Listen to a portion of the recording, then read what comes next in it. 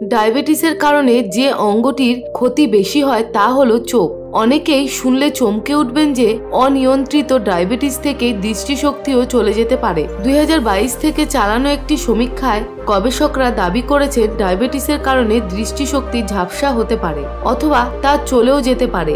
The Landsat নামক একটি medical জার্নালে এই বিষয়ে গবেষণাপত্র প্রকাশিত হয়েছে।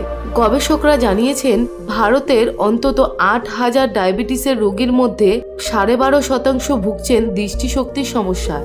ডায়াবেটিসের কারণে রেটিনার ক্ষতি হলে তাকে চিকিৎসার পরিভাষায় বলা হয় ডায়াবেটিক রেটিনোপ্যাথি।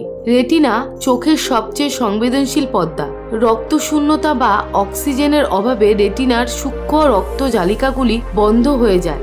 সেখানে রক্ত জমাট বেঁধে চোখে জ্বালা যন্ত্রণা হয়, ফলে আলোকরশ্মি চোখে ঢুকতে বাধা পায় আর এর ফলেই ধীরে ধীরে ঝাপসা হতে থাকে দৃষ্টিশক্তি। এসবের মূলে রয়েছে ডায়াবেটিস।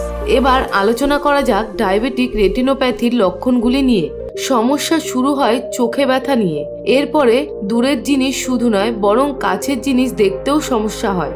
রং বুঝতে না পারা, হঠাৎ চারদিক অন্ধকার দেখা, আচমকা আলোর ঝলকানি, এই সব কিন্তু ডায়াবেটিক রেটিনোপ্যাথির লক্ষণ।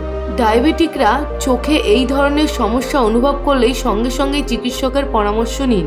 এই ক্ষেত্রে চিকিৎসকরা অ্যাঞ্জিওগ্রাফি, চোখের স্ক্যানের মাধ্যমে রোগ নির্ণয় করেন। তাছাড়া লেজার থেরাপি, চোখের ইনজেকশন বা থাইরয়েড ইনজেকশন দিয়ে দৃষ্টিশক্তির আগের অবস্থায় ফিরিয়ে আনার চেষ্টা করা হয়। তাই আপনার যদি ডায়াবেটিস থাকে তাহলে অবশ্যই 6 মাস অন্তর অন্তর চোখ পরীক্ষা করা অত্যন্ত দরকার।